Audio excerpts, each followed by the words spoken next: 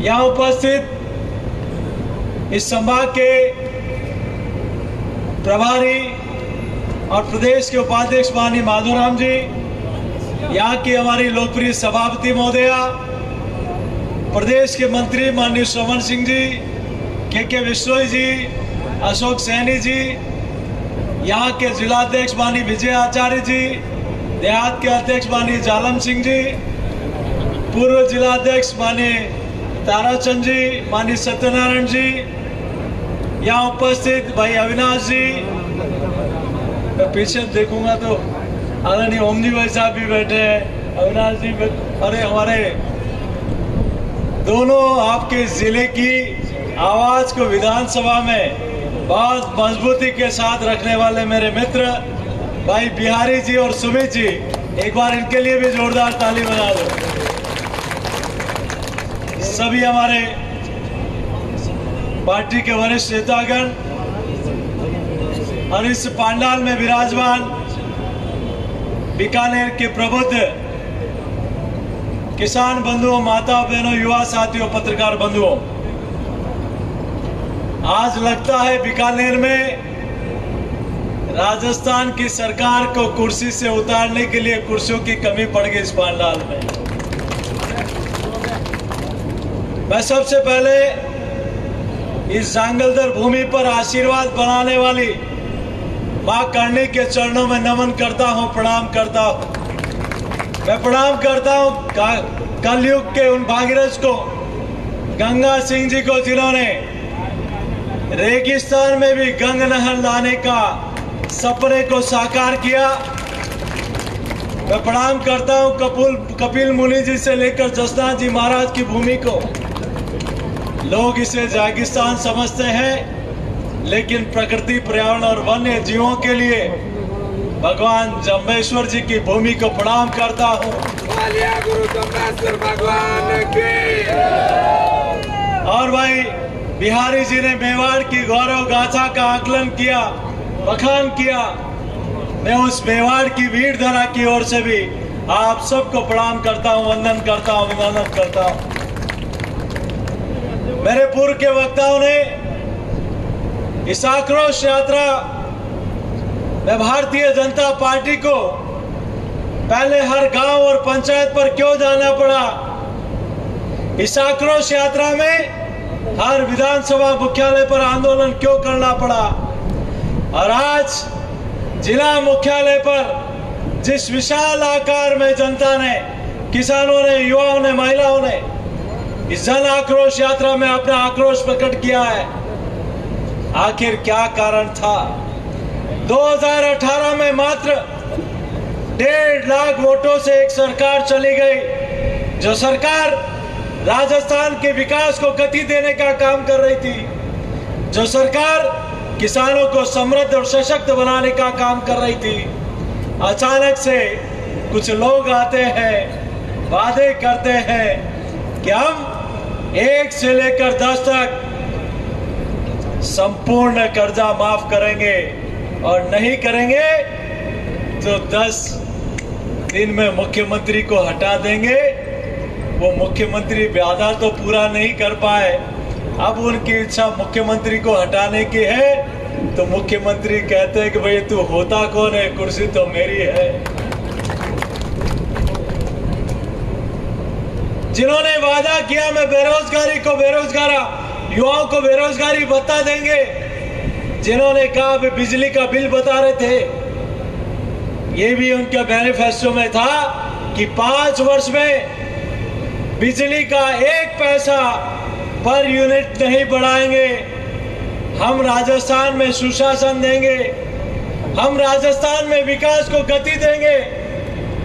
लेकिन ऐसा क्या कारण हो गया कि राजस्थान में विकास तो बहुत दूर की बात, ऐसा तांडव राजस्थान में भ्रष्टाचार का, बजरी माफिया का, माइनिंग माफिया का, भू माफिया का, गैंगवार का, और हमारी मातृशक्ति के प्रति इस प्रकार का दुराभाव रखने का राजस्थान ये कभी नहीं बना।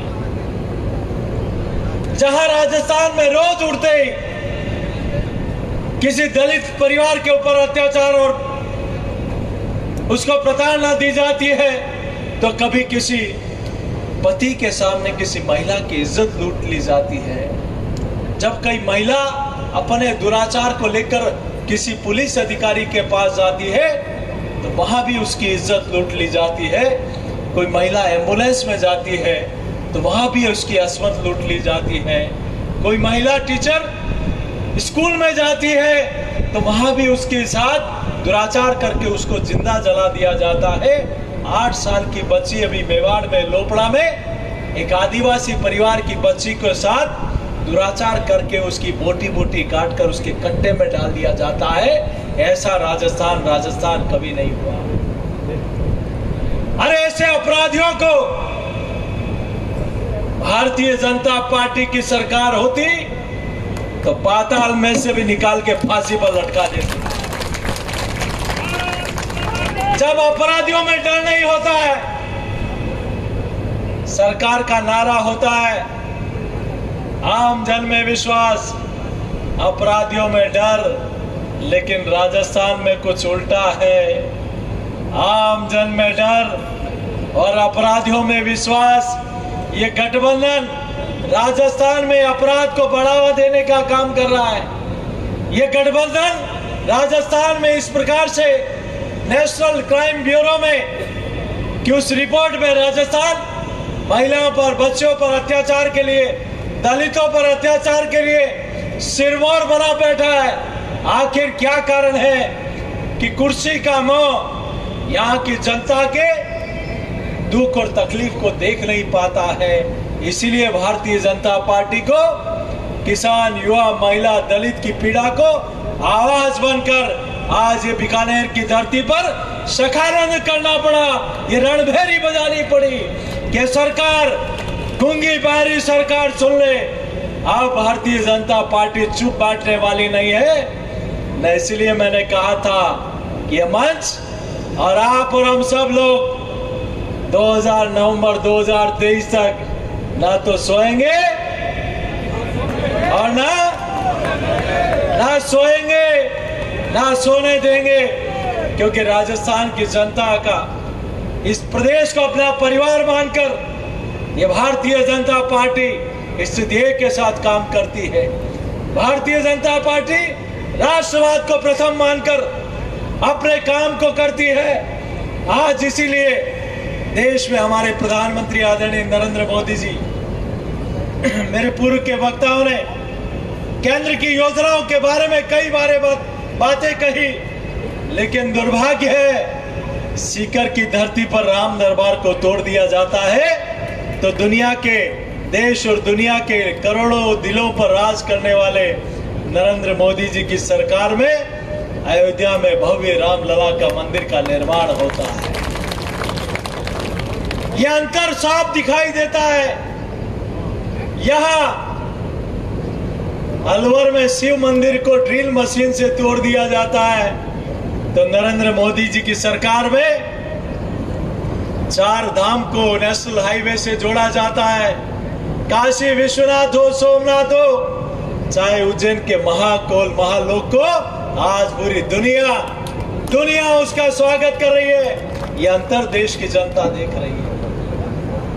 यह अंतर भी देश की जनता देख रही है कि जिन आतंकवादियों को राजस्थान की सरकार कान खोलकर सुन ले, जिन आतंकवादियों को तुम्हारी आक्रमणता के कारण बरी हो गए, मैं धन्यवाद देना चाहता हूं आदरणीय राठौड़ साहब का, जो सब कुछ कार्यक्रम छोड़कर उन परिवार के लोगों का, भले राजस्थान सरकार तेरे खजाने में पैसा नहीं होगा, लेकिन भारतीय जनता पार्टी उन परिवार को न्याय दिलाने के लिए चाहे सर्वोच्च न्यायालय करना पड़े, आप दिल्ली उन परिवार के लोगों को ले जाकर वहां एसएलपी धारक कराने का काम करें।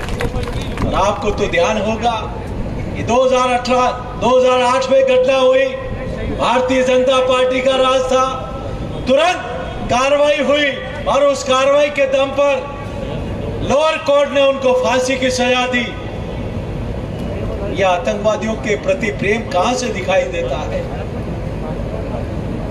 और ये इनके खानदान का रिकॉर्ड उठा के देखो तो याकूब मेहमान से लेकर अफजल गुरु तक और बाटला हाउस में जो आतंकवादी मारे गए, आतंकवादी मरते हैं लेकिन इनकी अम्मा के आंख में आंसू आते हैं। और यहां भी उन्हीं को खुश करने के लिए